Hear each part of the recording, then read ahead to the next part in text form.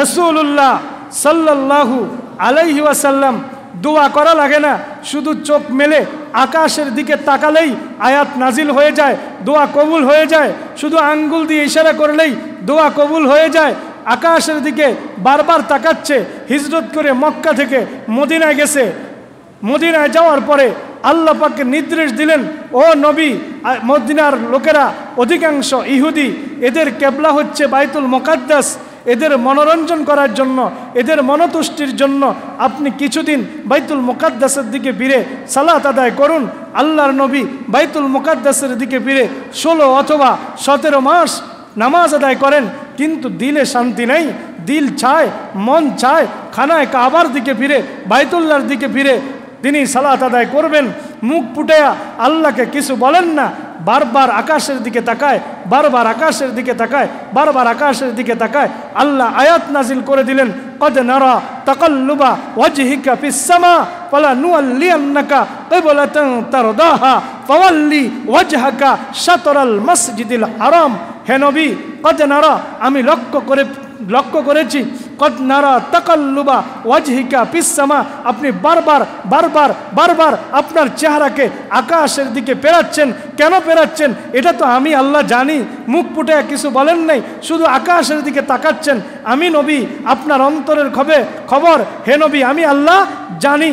সুতরাং আপনার চেহারাকে আপনি বাইতুল্লাহর দিকে, খানায় কাবার দিকে ফিরা সালাত আদায় করেন। পড়েন সুবহানাল্লাহ। শানে মুহাম্মদ সাল্লাল্লাহু। আজকে আমার আলোচনার বিষয় শানে মুহাম্মদ সাল্লাল্লাহু। আলোচনার বিষয় কি? শানে মুহাম্মদ, মুহাম্মদ সাল্লাল্লাহু আলাইহি ওয়াসাল্লামের মর্যাদা, ফজিলত মুহাম্মদ, মুহাম্মদ সাল্লাল্লাহু আলাইহি ওয়াসাল্লামের মর্যাদা, এই বিষয়ের উপর আজকে আলোচনা হবে ইনশাআল্লাহ। তাহলে আলোচনার বিষয় কি? শানে মুহাম্মদ। আলোচনার বিষয় কি?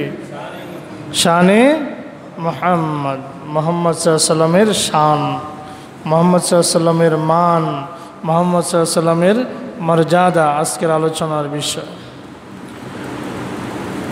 আমার নবী, আপনার নবী মুহাম্মদ সাল্লাল্লাহু আলাইহি ওয়াসাল্লাম, তিনি শুধু মানব জাতির নবী না, তিনি কুল কায়নাতের নবী, ঠিক না? তিনি কুল কায়নাতের নবী। ওমা আরসালনাকা ইল্লা রাহমাতাল লিল আলামিন, আলহামদুলিল্লাহি রাব্বিল আলামিন। আল্লাহ পাক তিনি নিজের প্রশংসাসূচক আয়াত সূরা ফাতিহা, তিনি এখানে বলছেন সমস্ত প্রশংসা ওই আল্লাহর জন্য, যিনি জগৎসমূহের রব, জগৎসমূহের প্রতিপালক। তাহলে তিনি জগৎসমূহের রব। আর রাসূলের বেলায় তিনি বললেন, আল্লাহ বললেন, ওমা আরসালনাকা ইল্লা রাহমাতাল লিল আলামিন, আপনি, হে নবী, আপনাকে আমি জগৎসমূহের রহমত হিসাবেই প্রেরণ করেছি। তো এই জন্য আমরা এইভাবে বলি, আল্লাহ পাক যতটুকু এরিয়ার আল্লাহ রব, রাসূল ততটুকু এরিয়ার নবী। সুবহানাল্লাহ। অর্থাৎ গোটা কুল কায়নাত আল্লাহর এরিয়ার বাহিরে কি আর কারো কোনো এরিয়া আছে? গোটা কুল কায়নাতের জন্য তিনি রহমত। সুবহানাল্লাহ। এটাই তার মর্যাদার অন্যতম একটা বৈশিষ্ট্য, এটা তার অন্যতম এক মর্যাদা যে তিনি গোটা জগতের জন্য রহমত। নবীর শান এবং মান আনুষ্ঠানিকভাবে কোরআন নবীর উপরে নাজিল হওয়ার আগেও ছিল কি ছিল না? কথা কয় না, ছিল কি না? নবীর আগমনের পূর্বেও, অর্থাৎ আনুষ্ঠানিকভাবে নবুয়ত ঘোষণার পূর্বেও আমার নবী আপনার নবী মুহাম্মদ সাল্লাল্লাহু আলাইহি ওয়াসাল্লামার শান এবং মানের কোনো ঘাটতি ছিল না। নবীকে পৃথিবীতে আনার আগেই মহান আল্লাহ তাআলা তৎকালীন পৃথিবীর সবচেয়ে আল্লাহর দুশ্মন, আল্লাহর 1 নম্বর দুশ্মন আব্রাহা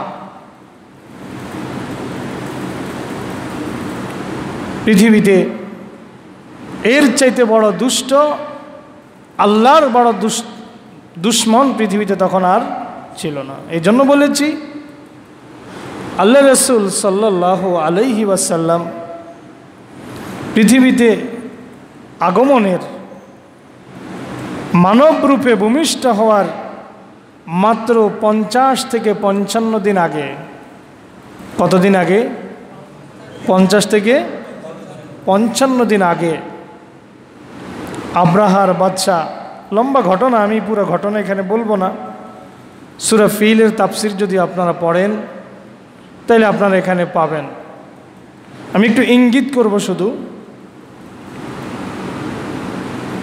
সে বিশাল হস্তি বাহিনী নিয়ে আব্রাহা কাবাঘরকে ভাঙ্গার জন্য এসেছিল, জানেন তো আপনারা।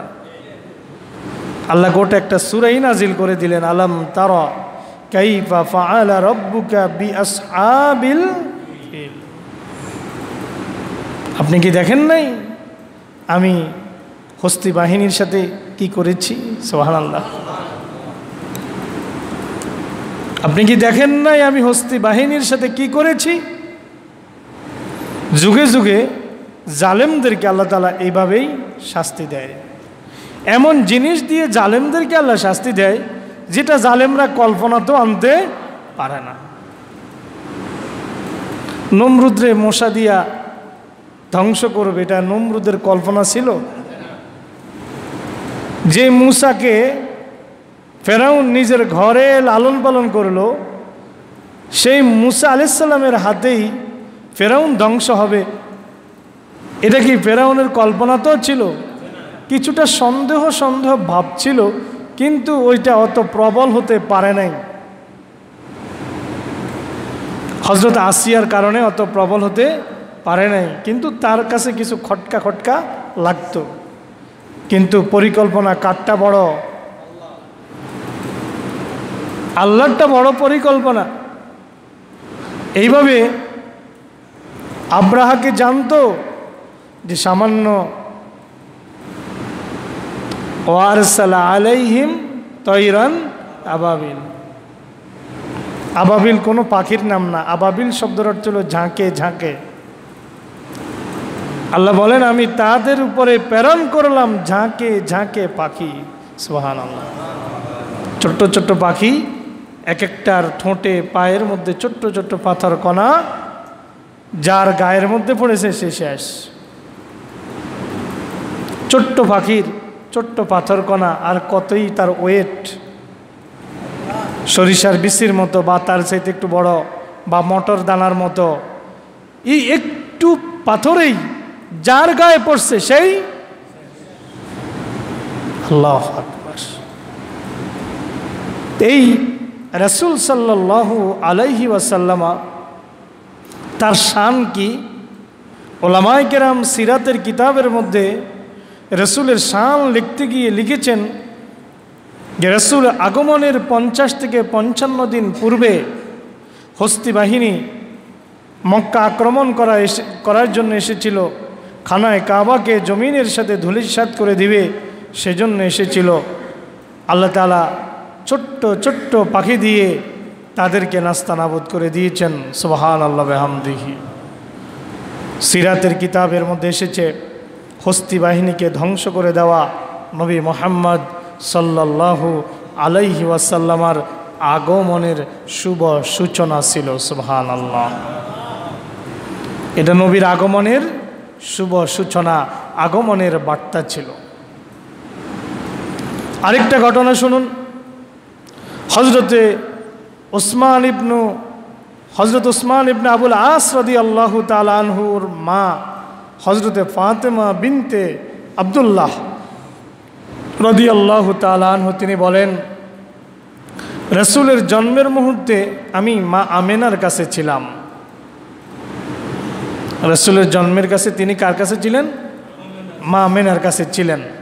তিনি বলেন, ফাতেমা বিনতে আব্দুল্লাহ তিনি বলেন, আমি দেখলাম বিবি আমেনার ঘরটি আলোয় আলোকিত হয়ে উঠল। সুবহানাল্লাহ।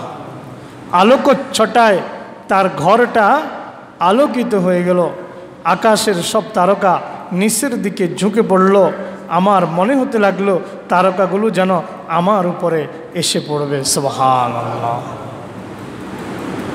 গোটা পৃথিবী সেদিন আনন্দে নেচেছিল। গোটা পৃথিবী সেদিন আনন্দে আত্মহারা হয়েছিল। এই কথাটি এসেছে, হাদিসটি এসেছে বুখারীর ব্যাখ্যা গ্রন্থ ফাতুল বারীর 6 নম্বর খণ্ডে 726 নম্বর পৃষ্ঠার মধ্যে। এরপর আরেকটা পড়ুন, আরেকটা ঘটনা হজরতে ইব্রাজ ইবনে সারিয়া রাদিয়াল্লাহু তাআলা আনহু থেকে বর্ণিত। তিনি বলেন, রাসূল সাল্লাল্লাহু আলাইহি ওয়াসাল্লামের সম্মানিত মা হজরতে আমেনা রাদিয়াল্লাহু তাআলা আনহা তিনি যখন জন্মগ্রহণ করবেন, মা আমেনা রাদিয়াল্লাহু আনহা তিনি একটা নূর দেখতে পেলেন। মা আমেনা বলেন, আমি মুহাম্মদের জন্মের সময় একটা নূর দেখতে পেলাম, যেই নূরের আভায়, নূরের আলোকচ্ছটায় মক্কা থেকে আমি সিরিয়া পর্যন্ত দেখতে পেয়েছি। সুবহানাল্লাহ। মক্কা থেকে কোথায়? মক্কা থেকে সিরিয়া পর্যন্ত আমি দেখতে পেয়েছি। হাদিস কানা মাজমাউ জাওয়াইদের মধ্যে এসেছে। আরেকটা ঘটনা, মহানবী সাল্লাল্লাহু আলাইহি ওয়াসাল্লাম যেদিন আগমন করলেন পৃথিবীতে, নবুয়তের সূর্য যেদিন উদিত হলো পূর্ব দিগন্তে, নবুয়তের সূর্য যেদিন উদিত হলো সেই দিন পৃথিবীর অন্যতম একটা তৎকালীন একটা শক্তি ছিল পারস্য শক্তি সম্রাট, পারস্য সম্রাট কেসরা। পারস্য সম্রাট কেসরার রাজপ্রাসাদ সেদিন প্রকম্পিত হয়েছিল। রাজপ্রাসাদের এরিয়ায় সেদিন ভূমিকম্প হয়েছিল। থরথর করে রাজপ্রাসাদ সেদিন কেঁপেছিল। কাঁপতে কাঁপতে, ভূমিকম্পের প্রবল ধাক্কায় কাঁপতে কাঁপতে রাজপ্রাসাদের 14টি গম্বুজ সেদিন ভেঙে গিয়েছিল। সুবহানাল্লাহ। কয়টি? 14টা। রাজপ্রাসাদের 14টি গম্বুজ সেদিন ভেঙে গুণা হয়ে গিয়েছিল। পারস্যের এক অগ্নিকুণ্ড, ওই পারস্য দেশেই একটা অগ্নির কুণ্ডলী ছিল। এটা 1000 বছর ব্যাপী বিরতিহীনভাবে জ্বলতেছিল। কত হাজার বছর? 1000 বছর ব্যাপী বিরতিহীনভাবে জ্বলতেছিল আগুনের কুণ্ডলী। কারণ তারা কি পূজা করত? আগুন পূজা করত। যারা আগুন পূজা করে তাদেরকে মাজুসি বলে। কি বলে? মাজুসি। এই অগ্নি পূজকদের এই অগ্নিকুণ্ডলীটা যেই মুহূর্তে মুহাম্মদুর রাসূলুল্লাহ সাল্লাল্লাহু আলাইহি ওয়াসাল্লামা পৃথিবীতে আগমন করলেন, তাদের ওই অগ্নিকুণ্ডলীটা নিভে গেল। পড়েন সুবহানাল্লাহ। এরকমভাবে বহু ঘটনা সেদিন ঘটেছিল। 5 নম্বরে যে ঘটনাটি বলবো সেটি হচ্ছে মাওয়াহিবুল লাদুনিয়ার মধ্যে সহিহ সনদে বর্ণিত হয়েছে, জন্মের সময় বিশ্বনবীর মায়ের পেট থেকে এমন একটি নূরের বিচ্ছুরণ ঘটেছিল, যার আলোকে পূর্ব থেকে পশ্চিম দিগন্ত পর্যন্ত সব কিছু আলোকিত হয়ে গিয়েছিল। পড়েন সুবহানাল্লাহ। কোনো কোনো বর্ণনায় পাওয়া যায় বিশ্বনবী মুহাম্মদ সাল্লাল্লাহু আলাইহি ওয়াসাল্লাম যখন ভূমিতে আবির্ভূত হলেন, উভয় হাতের উপর ভর দিয়েছিলেন, অতঃপর এক মুষ্টি মাটি নিয়ে আকাশের দিকে দৃষ্টিপাত করেছেন। পড়েন সুবহানাল্লাহ। এই হচ্ছেন আমার নবী সাল্লাল্লাহু আলাইহি ওয়াসাল্লাম।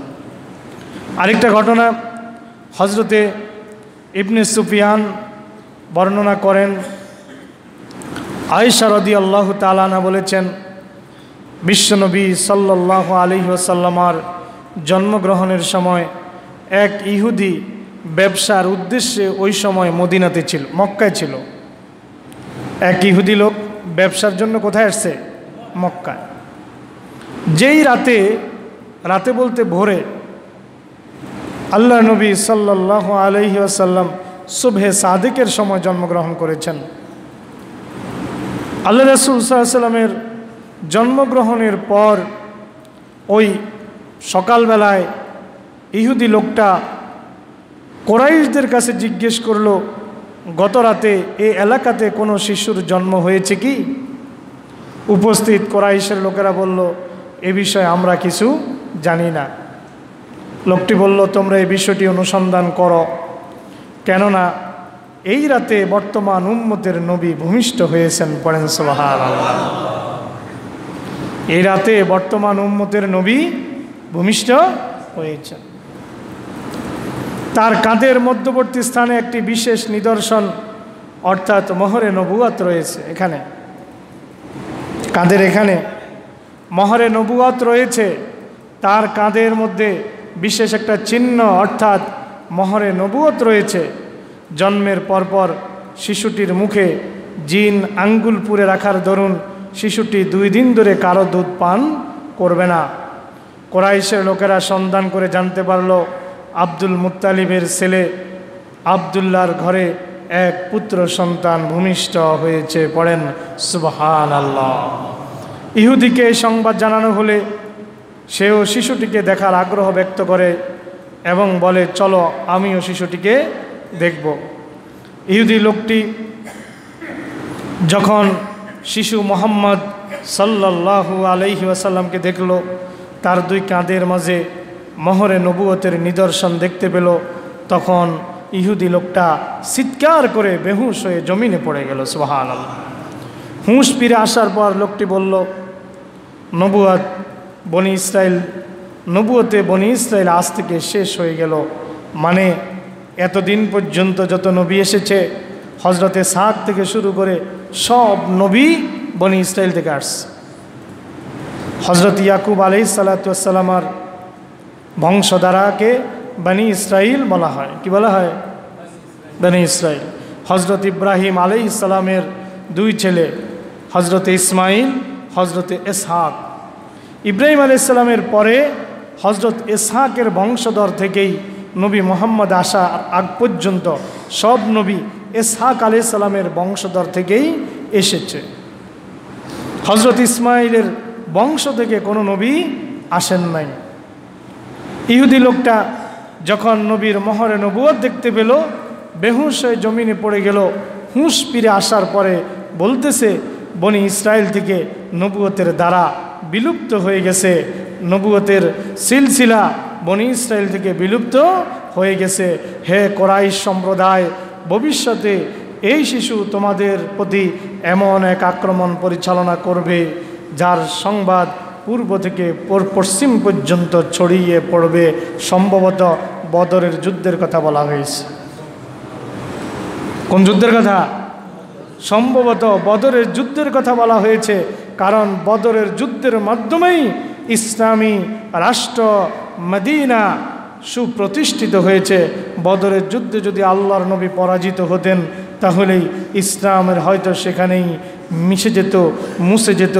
কিন্তু আল্লাহ তো ইসলামকে মুছে যাওয়ার জন্য, জমিনে মিশে যাওয়ার জন্য ইসলামকে পাঠান নাই, বরং ইসলাম তো কিয়ামত পর্যন্ত টিকে থাকবে ইনশাআল্লাহ। এরপরে আরেকটা ঘটনা,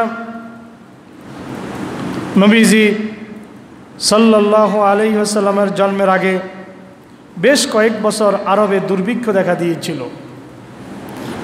আলোচনার বিষয় কি মনে আছে? শানে মোহাম্মদ। শানে নবীর আগমনের আগে বেশ কয়েক বছর মক্কায় দুর্ভিক্ষ, হাহাকার, খাবার নাই, ফসল উৎপাদন নাই, দুর্ভিক্ষ দেখা দিয়েছে, মানুষের ত্রাহি ত্রাহি অবস্থা। যেই বছর নবী মোহাম্মদ সাল্লাল্লাহু আলাইহি ওয়াসাল্লামা পৃথিবীতে জন্মগ্রহণ করলেন, সেই বছর দুর্ভিক্ষ চলে গেল। তাদের ফসলে তাদের জমিনগুলো সবুজে সবুজে সমারোহ সবুজের সমারোহে মেতে উঠল। সবুজ পত্র পল্লবে তাদের জমিন সুশোভিত হয়ে গেল। পড়েন সুবহানাল্লাহ। নবী সাল্লাল্লাহু আলাইহি সাল্লামের আগমনে তাদের আর কোনো ফসলের অভাব হলো না, দুর্ভিক্ষ চলে গেল তাদের। এটা হচ্ছে শানে মোহাম্মদ সাল্লাল্লাহু আলাইহি ওয়াসাল্লাম।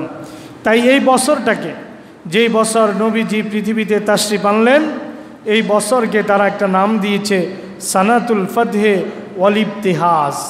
সানাতুল ফাতহে ওয়াল ইবতিহাজ অর্থ হচ্ছে বিজয় এবং আনন্দের বছর। একদিকে তারা বিজয় লাভ করলো আব্রাহা থেকে। কার থেকে? আব্রাহা থেকে। কারণ আব্রাহা মক্কাকে ধ্বংস করতে পারে নাই, খানায় কাবা বাইতুল্লাহকে ধ্বংস করতে পারে নাই। এটা হচ্ছে বিজয়। আর সুসংবাদ হচ্ছে তারা দুর্ভিক্ষ থেকে তারা কি হয়ে গেল? মুক্তি পেয়ে গেল। এটা হচ্ছে তাদের জন্য শুভ সংবাদ। এজন্য তারা এই সালটাকে নাম দিয়েছে সানাতুল ফাতহে ওয়াল ইবতিহাজ। অন্য আরেকটা বর্ণনার মধ্যে এসেছে, হযরত আবু উমামা রাদিয়াল্লাহু তাআলা আনহু থেকে বর্ণিত, রাসূলুল্লাহ সাল্লাল্লাহু আলাইহি সাল্লাম ইরশাদ করেন, আমি তোমাদের আমার প্রাথমিক বিষয় সম্পর্কে বলছি। আমি হলাম ইব্রাহিম আলাইহিস সালামের দোয়া, ঈসা আলাইহিস সালামের সুসংবাদ। আমার মায়ের স্বপ্ন, যা তিনি আমাকে প্রসব করার সময় দেখেছিলেন, তা হলো এমন এক নূর উদ্ভাসিত হয়েছে যার মাধ্যমে আমার আম্মাজানের জন্য সিরিয়ার প্রাসাদ উজ্জ্বল হয়েছিল। পড়েন সুবহানাল্লাহ। আরেকটা ঘটনা কিতাবের মধ্যে এসেছে, নবী সাল্লাল্লাহু আলাইহি সাল্লাম মাতৃগর্ভের মধ্যে যে 9 মাস 270 বা 80 দিন তিনি ছিলেন মাতৃগর্ভের মধ্যে, তার মা হজরতে আমেনা রাদিয়াল্লাহু তাআলা আনহা তিনি বলেন যে এই সময়ের মধ্যে আমার পেটে যে একটা শিশু, একটা সন্তান আছে, এই সময়ের মধ্যে মহিলাদের কত কষ্ট হয়, আমি দীর্ঘ সময়ে কোনো কষ্ট, কোনো ক্লান্তি, কোনো ব্যথা, কোনো বেদনা, কোনো বোঝা, কোনো কিছু আমি অনুভব করি নাই। এটাও শানে মোহাম্মদ সাল্লাল্লাহু আলাইহি ওয়াসাল্লাম।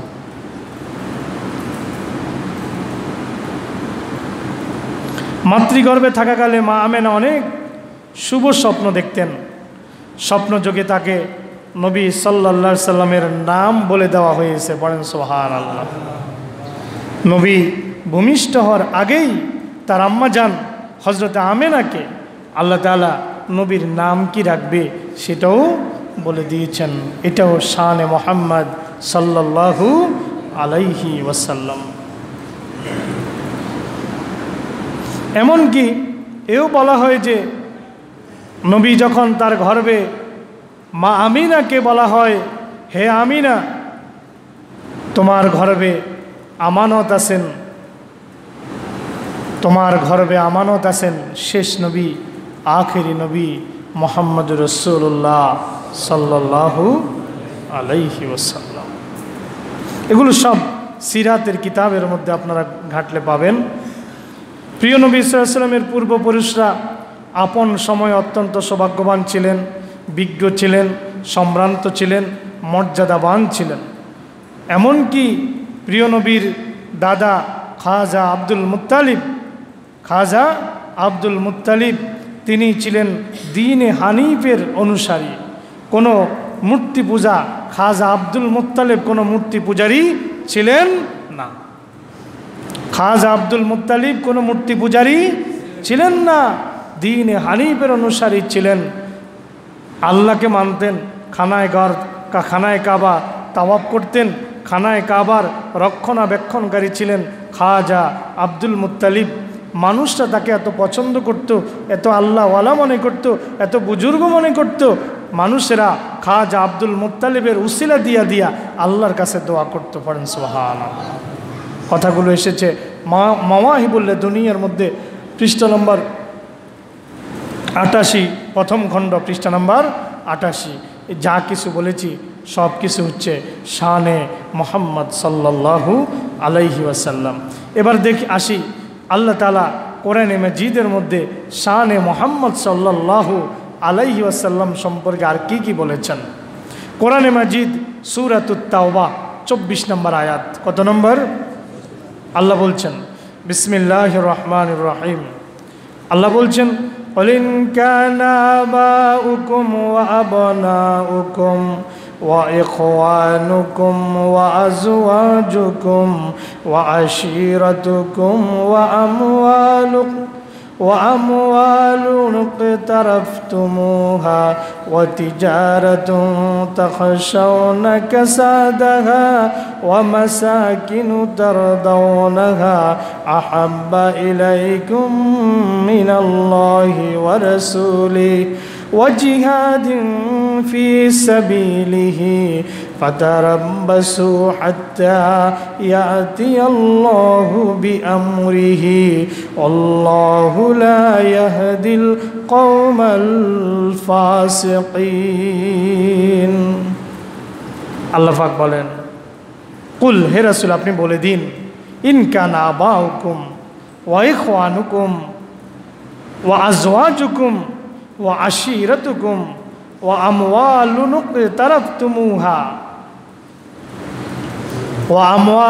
ইqtaraftumuha ওয়া তিজারাতুন তাখশাউনা কাসাদাহা ওয়া মাসাকিনু তারদাউনাহা আহাব্বা ইলাইকুম মিনাল্লাহি ওয়া রাসূলিহি।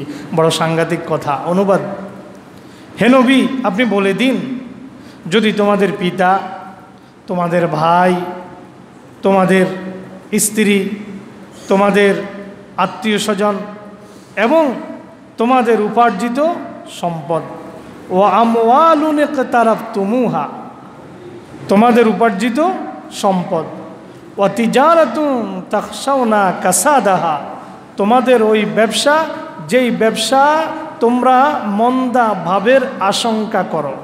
প্রত্যেকটা ব্যবসায়ী একটা তটস্থ থাকে, চিন্তায় থাকে যে আমার ব্যবসাটা আবার লসের দিকে টানে কিনা।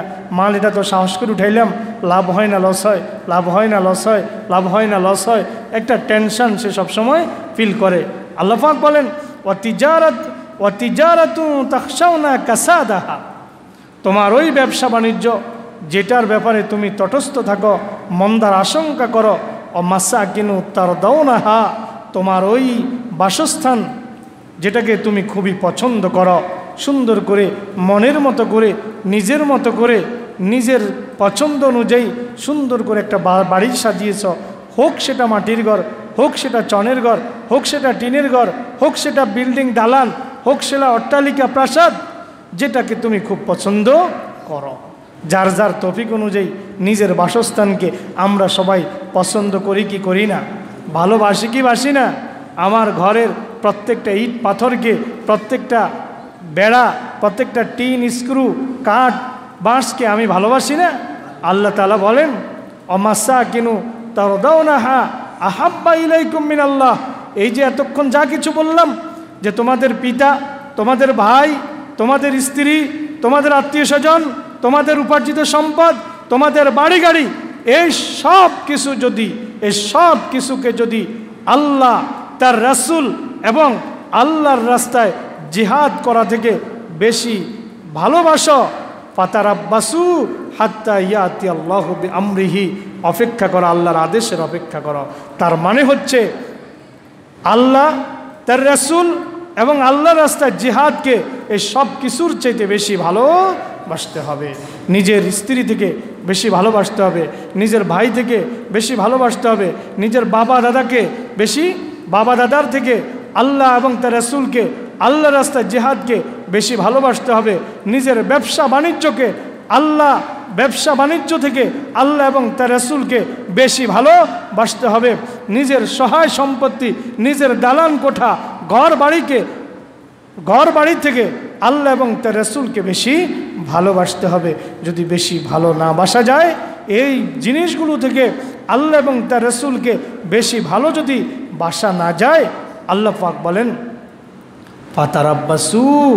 ফাতারাব্বাসু হাত্তা ইয়াতি আল্লাহু বিআমরিহিম, তোমরা অপেক্ষা করো, আল্লাহর ফয়সালা তোমাদের কাছে আসা পর্যন্ত অপেক্ষা করো। তার মানে আল্লাহর ফয়সালা আসবেই আসবে।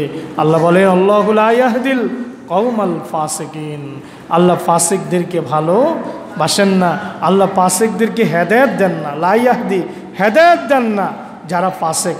তার মানে আপনি যদি আল্লাহর থেকে নিজের বাবাকে বেশি ভালোবাসেন, আল্লাহ চাই এটা, বাবা চাই এটা, প্রাধান্য দিতে হবে কোনটাকে? আল্লাহটাকে। স্ত্রী চাই এটা, আল্লাহ চাই এটা। স্ত্রী চাই বেপর্দায় চলতে, আল্লাহ কয় স্ত্রীর পর্দা মতো চালাও। কথা বুঝেন না মনে হয়? আল্লাহ চাই স্ত্রীকে পর্দা মতো চালাও, স্ত্রী চায় বাড়ি গাড়ি, হালাল হারামের দরকার নাই, আমাকে স্বর্ণ দাও, প্রতি মাসে গয়না কিনে দাও, প্রতি মাসে স্যুট কিনে দাও, প্রতি মাসে 3 পিস কিনে দাও, তুমি কোথা থেকে আনবা আমার জানার দরকার নাই, আমাকে দিতে হবে। এই যদি স্ত্রীর চাহিদা হয়, ওই রকম স্ত্রী কোনো দরকার, কথা কয় না কেউ? এই যদি স্ত্রী চায়, ওই স্ত্রী কোনো প্রয়োজন নাই। এই আয়াত কি বলে? আল্লাহর চাহিদা, স্ত্রীর চাহিদা প্রাধান্য পাবে কোনটা? আপনি যদি স্ত্রীর চাহিদা, আল্লাহর চাহিদার উপরে স্ত্রীর চাহিদা প্রাধান্য দেন, আপনি ফাসিক। আমার কথা না, কোরআন। আপনার ভাই চায় একটা, আল্লাহ চায় একটা, কারটা প্রাধান্য দিবেন? আল্লাহরটাকে প্রাধান্য দিবেন। যদি ভাইয়েরটা প্রাধান্য দিয়েছেন, আপনি ফাসিক। আমার ভাষা না, আল্লাহর ভাষা। আপনার ব্যবসা বাণিজ্য এবং আল্লাহর দ্বীন কায়েমের বিষয় সামনে চলে এসেছে, জিহাদের ডাক পড়ছে, আপনি দোকান খুলে এখনো ব্যবসা করবেন না জিহাদের ময়দানে ঝাঁপিয়ে পড়বেন? কথা কয় না, কথা কয় না, কোনটা? জিহাদের ময়দানে ঝাঁপিয়ে পড়বেন। যদি তা না করতে পারেন, আপনি ফাসিক। এখানে স্পষ্ট, ওয়াতিজারাতুন তাখশাউনা কাসাদাহা ওয়া মাসাকিনু তারদাউনাহা আহাব্বা ইলাইকুম মিনাল্লাহি ওয়া রাসূলিহি ওয়া জিহাদিন ফি সাবিলিহি। 3টা কথা। এই সব জিনিসের চাইতে আল্লাহকে বেশি ভালোবাসতে হবে, আল্লাহ রসুলকে বেশি ভালোবাসতে হবে, আল্লাহ রাস্তায় জিহাদকে বেশি ভালোবাসতে হবে। তাহলে এটাও শানে মোহাম্মদ, শানে মোহাম্মদ। কারণ আল্লাহর সাথে এখানে নবী আসেন না নাই? আল্লাহর সাথে নবী আসেন না নাই? নিজের বাবার চাইতে, ভাইয়ের চাইতে, স্ত্রীর চাইতে, আত্মীয় স্বজনের চাইতে, ধন সম্পদের চাইতে, ব্যবসা বাণিজ্যের চাইতে, বাসস্থানের চাইতে নবী মুহাম্মদ সাল্লাল্লাহু আলাইহি ওয়াসাল্লামকে বেশি ভালো যদি বাসতে না পারি, আল্লাহকে বেশি ভালো যদি বাসতে না পারি, তাহলে ফাসিক। কথা কি বোঝা গেছে? আমাদের আলোচনা কি? শানে মুহাম্মদ। এবার আসুন, আল্লাহ কি বলছেন সূরা আলী ইমরান একটু যাই। লাকাদ মান্নাল্লাহু আলাল মুমিনিনা লাকাদ মান্নাল্লাহু আলাল মুমিনিনা ইয বা'আসা ফীহিম রাসূলাম মিন আনফুসিহিম ইয়াতলু আলাইহিম আয়াতিহি ওয়া ইউযাক্কিহিম ওয়া ইউআল্লিমুহুমুল কিতাবা ওয়াল হিকমা ওয়া ইন কানু মিন ক্বাবলু লাফি দালালিম মুবিন। আল্লাহ পাক বলেন, আমি অবশ্যই ইমানদারদের উপরে দয়া করেছি। কি করেছেন? দয়ার তো কোনো শেষ নাই। এই আয়াতে কোন দয়ার কথা বললেন? ইয বা'আসা ফীহিম রাসূলাম মিন আনফুসিহিম। এই আয়াতে দয়ার কথা বললেন এইভাবে যে আমি তাদের মধ্য থেকেই তাদেরকে একজনকে রাসূল হিসেবে পাঠিয়েছি, তাদের মধ্য থেকেই তাদের একজনকে রাসূল করে পাঠিয়েছি। এরপরে তিনি আল্লাহ তাআলা বললেন ইয়াতলু আলাইহিম আয়াতিহি, তিনি তাদের কাছে আয়াত তেলাওয়াত করেন। কি তেলাওয়াত করেন? আয়াত। ওয়া ইউযাক্কিহিম, তাদেরকে পবিত্র করেন। তাদেরকে কি করেন? পরিশুদ্ধ করেন। তাদেরকে পরিশুদ্ধ করেন। হযরত ওমর গিয়েছিল আল্লাহর নবীকে সাইজ করবে, 2 টুকরা করবে, মস্তকটা এনে দারুন নাদওয়ায় আবু জাহেলের পার্লামেন্টে আবু জাহেলের টেবিলের মধ্যে রাখবে, আর গুনে গুনে 100 উট পুরস্কার নিয়ে যাবে। কত উট? কত উট? 100। ওমরের পায়সালা একটা, ওমরের সিদ্ধান্ত একটা, আবু জাহেলের সিদ্ধান্ত একটা, আল্লাহর সিদ্ধান্ত একটা। বাস্তবায়ন হবে কোনটা? নবী মুহাম্মদ এর আগেই দোয়া করেছেন, আল্লাহ ওমর এবং আবু জাহেল দুইজনের একজনকে ইসলামের জন্য কবুল করো। সুবহানাল্লাহ। আল্লাহ হযরত উমর ইবনুল খাত্তাবের দোয়া কবুল করলেন। দোয়া করেছেন কে? দোয়া করেছেন কে? রাসূলুল্লাহ সাল্লাল্লাহু আলাইহি ওয়াসাল্লাম। দোয়া করা লাগে না, শুধু চোখ মেলে আকাশের দিকে তাকালেই আয়াত নাজিল হয়ে যায়, দোয়া কবুল হয়ে যায়। শুধু আঙ্গুল দিয়ে ইশারা করলেই দোয়া কবুল হয়ে যায়। আকাশের দিকে বারবার তাকাচ্ছে, হিজরত করে মক্কা থেকে মদিনায় গেছে। মদিনায় যাওয়ার পরে আল্লাহ পাককে নির্দেশ দিলেন, ও নবী, মদিনার লোকেরা অধিকাংশ ইহুদি, এদের কেবলা হচ্ছে বাইতুল মুকাদ্দাস। এদের মনোরঞ্জন করার জন্য, এদের মনতুষ্টির জন্য আপনি কিছুদিন বাইতুল মুকাদ্দাসের দিকে ফিরে সালাত আদায় করুন। আল্লাহর নবী বাইতুল মুকাদ্দাসের দিকে ফিরে 16 অথবা 17 মাস নামাজ আদায় করেন, কিন্তু দিলে শান্তি নেই। দিল চায়, মন চায় খানায় কাবার দিকে ফিরে, বাইতুল্লাহর দিকে ফিরে তিনি সালাত আদায় করবেন। মুখ ফুটায়া আল্লাহকে কিছু বলেন না, বারবার আকাশের দিকে তাকায়, বারবার আকাশের দিকে তাকায়, বারবার আকাশের দিকে তাকায়। আল্লাহ আয়াত নাজিল করে দিলেন, কদ নারা তাকাল্লুবা ওয়াজহিকা ফিস সামা ফালানুওয়াল্লিয়ান্নাকা কিবলাতান তারদাহা ফাওয়াল্লি ওয়াজহাকা শাতরাল মসজিদিল হারাম। হে নবী, কদ নারা, আমি লক্ষ্য করেছি, কদ নারা তাকাল্লুবা ওয়াজহিকা ফিস সামা, আপনি বারবার বারবার বারবার আপনার চেহারাকে আকাশের দিকে ফেরাচ্ছেন। কেন ফেরাচ্ছেন এটা তো আমি আল্লাহ জানি।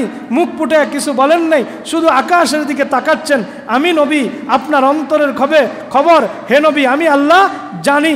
সুতরাং আপনার চেহারাকে আপনি বাইতুল্লাহর দিকে, খানায় কাবার দিকে ফিরে সালাত আদায় করেন। পড়েন সুবহানাল্লাহ। শানে মুহাম্মদ সাল্লাল্লাহু। হযরত ওমরের সিদ্ধান্ত 100 উট পুরস্কার নিবে। আবু জাহেলের সিদ্ধান্ত মুহাম্মদকে 2 টুকরা করা হবে। আল্লাহর সিদ্ধান্ত ওমরের তরবারি মুহাম্মদের পায়ের কাছে জমা করা হবে। সুবহানাল্লাহ। সেটাই তো হয়ে গেছে। হযরত ওমর ইবনুল খাত্তাব, তার জন্য রাসূলের দোয়া গ্রান্টেড হয়ে গেল, কবুল হয়ে গেল। এটাও শানে মুহাম্মদ সাল্লাল্লাহু আলাইহি ওয়াসাল্লাম। আজকের আলোচনার বিষয়ে শানে মুহাম্মদ। দোয়া কবুল হয়ে গেল। হযরত ওমর ইবনুল খাত্তাব রাদিয়াল্লাহু আনহু রাসূলের দরবারে চলে গেলেন। ঘটনা পুরাটা আমি অনেকবার বলেছি, এখন শুধু একটু মোলাক্খাস কিন্তু কথা বলতেছি। পথিমধ্যে যা ঘটেছে, বোনের বাড়িতে গেছে, সব ঘটনা আপনারা জানেন। রাসূলের পায়ের কাছে তরবারি রেখে দিয়ে রাসূলের কণ্ঠে কণ্ঠ মিলিয়ে, নবুয়তি কণ্ঠে কণ্ঠ মিলিয়ে, নবুয়তি সুরে সুর মিলিয়ে ওমর পড়া শুরু করে দিল, আশহাদু আল্লা ইলাহা ইল্লাল্লাহু ওয়া আশহাদু আন্না মুহাম্মাদান আবদুহু ওয়া রাসূলুহু। এটা শানে মুহাম্মদ সাল্লাল্লাহু আলাইহি ওয়াসাল্লাম। লাকাদ মান্নাল্লাহু আলাল মুমিনিনা, আমি ইমানদারদের উপরে দয়া করেছি, এইভাবে করেছি। ইসবাআসা ফীহিম রাসূলাম মিন আনফুসিহিম, আমি তাদের ভিতর থেকেই তাদের কাছে একজনকে রাসূল করে পাঠিয়েছি। চাইলে আমি ফেরেশতাকে পাঠাতে পারতাম, চাইলে আমি জিনকেও রাসূল করে পাঠাতে পারতাম, কিন্তু ওই জিন আর ফেরেশতারা মানুষের চাহিদা বুঝতো না। বুঝতো না। তাহলে মানুষের ভিতর থেকেই মানুষ আকৃতির একজনকে আল্লাহ তাআলা রাসূল করে আমাদেরকে পাঠিয়েছেন। এটা হচ্ছে আমাদের প্রতি বিরাট একটা অনুগ্রহ। সুবহানাল্লাহ। নবী কি কাজ করেছেন? ইয়াতলু আলাইহিম আয়াতিহি ওয়া ইউযাক্কিহিম ওয়া ইউআল্লিমুহুমুল কিতাবা ওয়াল হিকমা। নবী তাদেরকে আয়াত তেলাওয়াত করে শুনিয়েছেন, তাদেরকে পরিশুদ্ধ করেছেন, তাদেরকে কিতাব এবং হিকমত শিক্ষা দিয়েছেন। আল্লাহ বলেন, যদিও ইতিপূর্বে তোমরা ছিলে সুস্পষ্ট গুমরাহিতে নিমজ্জিত পথভ্রষ্ট। তারা জ্ঞানে বিজ্ঞানে অনেক উৎকর্ষ সাধন করেছিল, কিন্তু কোরআন না থাকার কারণে, হেদায়েতের জ্যোতি তাদের ভিতরে না থাকার কারণে, আসমানি নূর তাদের ভিতরে না থাকার কারণে আল্লাহ বলছেন তোমরা ছিলে সুস্পষ্ট গুমরাহিতে নিমজ্জিত। এজন্য আমাদেরকে নবীর শান এবং মানের দিকে খেয়াল করতে হবে। আল্লাহ নবী সাল্লাল্লাহু আলাইহি সাল্লাম, বুখারীতে এসেছে, মুসলিমে এসেছে, নবী বলছেন লা ইউমিনু আহাদুকুম হাত্তা আকুনা হাব্বা ইলাইহি মিন ওয়ালিদিহি ওয়া ওয়ালাদিহি ওয়ান নাসি আজমাইন। ততক্ষণ তোমরা ইমানদার হবে না যতক্ষণ না তোমাদের পিতামাতার চাইতে, তোমাদের সন্তানের চাইতে, দুনিয়ার তাবৎ মানুষের চাইতে আমি রসুলকে ভালোবাসার 1 নম্বর স্থানে জায়গা না দেবে, ততক্ষণ পর্যন্ত তুমি মুমিন না, তুমি মুমিন না। সুবহানাল্লাহ। এটাও শানে মুহাম্মদ সাল্লাল্লাহু আলাইহি সাল্লাম। রাসূল শুধু আমার ভালোবাসা নয়, রাসূল আমার ঈমান। রাসূল আমার কি কথা কথা, রাসূল আমার কি? রাসূলকে বাদ দিলে কি আপনি ঈমানদার? মক্কার আবু জাহেল, উতবা, সাইবারাও আল্লাহ যে একজন আছে এটা বিশ্বাস করত, কিন্তু নবীকে মানে নাই। ঈমানদার বলা যাবে? কথা কানে ঈমানদার বলা যাবে? আশহাদু আল্লা ইলাহা ইল্লাল্লাহু ওয়া আশহাদু আন্না মুহাম্মাদান আবদুহু ওয়া রাসূলুহু। কালেমার 2 পার্ট, 1 পার্ট মানছে, আরেক পার্ট মানে নাই, সে কাফের। নবীকে মানছে, আল্লাহকে মানে না, কাফের। আল্লাহকে মানছে, নবীকে মানে না, কাফের। তাহলে নবী শুধু ভালোবাসা নয়, নবী হচ্ছেন আমার ঈমান। নবী আমার কি? ঈমান। আমার নবী আমার ঈমান। আল্লাহ নবী বলছেন যতক্ষণ পর্যন্ত সব কিছুর চাইতে আমি নবীকে ভালোবাসার 1 নম্বর জায়গায় না রাখবা, তুমি মুমিন না। কয়টা কথা বলছেন? পিতামাতার চাইতে, সন্তানের চাইতে, দুনিয়ার সকল মানুষের চাইতে। হযরতে বুখারীর বর্ণনা, হযরত ওমর রাসূলকে বলতেছেন ইন্না ওমর ক্বালা ইয়া রাসূলুল্লাহ লা আনতা হাব্বু ইলাইয়া মিন কুল্লি শাইইন। আমি সব কিছুর চাইতে আপনাকে বেশি ভালোবাসি। ইল্লা নাফসি, মা বাবার চাইতে আপনাকে বেশি ভালোবাসি, সন্তানের চাইতে আপনাকে বেশি ভালোবাসি, দুনিয়ার সব মানুষের চাইতে আপনাকে বেশি ভালোবাসি, তবে তার চাইতে আমার নিজের জীবনটাকে আরেকটু বেশি ভালোবাসি। তো চিন্তা করছে, রাসূল বলছে পিতামাতার চাইতে, সন্তানের চাইতে, দুনিয়ার সব মানুষের চাইতে বেশি ভালোবাসতে হবে, নিজের জীবনের চাইতে বেশি ভালোবাসতে হবে। আগের হাদিসে তো এটা নাই। তো হযরত ওমরকে, ইয়া রাসূলুল্লাহ, সব কিছুর চাইতে আপনাকে বেশি ভালোবাসি, তবে তার চাইতে ইল্লা নাফসি, আমার নিজের জীবনটাকে আমি আপনার থেকে বেশি ভালোবাসি। রাসূল কি বলেন দেখেন, রাসূল বলেন লা ওয়াল্লাযী নাফসি বিয়াদিহি হাত্তা কুনা হাব্বা ইলাইকা মিন নাফসিক। হে ওমর, যতক্ষণ পর্যন্ত তোমার নিজের জীবনের চাইতে আমি নবীকে বেশি ভালো না বাসবে, ততক্ষণ পর্যন্ত ঈমানদার হওয়া যাবে না। ফাকালা ওমর ফাইন্নাকা আন ওয়াল্লাহি আহাব্বু ইলাইয়া মিন নাফসি। আল্লাহর কসম, এই মুহূর্ত থেকে আমার নিজের জীবনের চাইতে আপনি নবী মুহাম্মদকে আমি বেশি ভালোবাসি। আল্লাহর নবী বলেন ফাকালা আল আন ইয়া ওমর তাম্মা ঈমানুকা। ওমর, এখন তোমার ঈমান পরিপূর্ণ হয়েছে।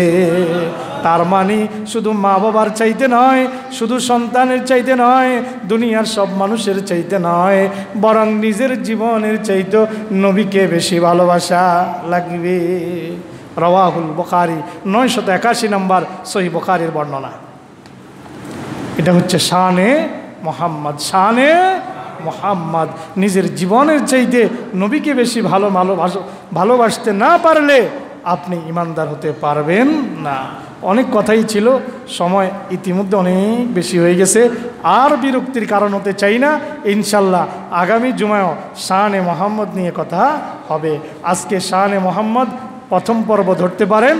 আগামী জুমায় আমার অসমাপ্ত আলোচনার সাথে আরও কিছু অ্যাড করে আগামী জুমার আলোচনাও থাকবে শানে মুহাম্মদ সাল্লাল্লাহু আলাইহি ওয়াসাল্লাম। আল্লাহ পাক আমাদের সবাইকে নবী প্রেমিক বানায়া দেন বলে আমিন। হাযা মা ইনদি ওয়াল ইলমু ইনদাল্লাহ।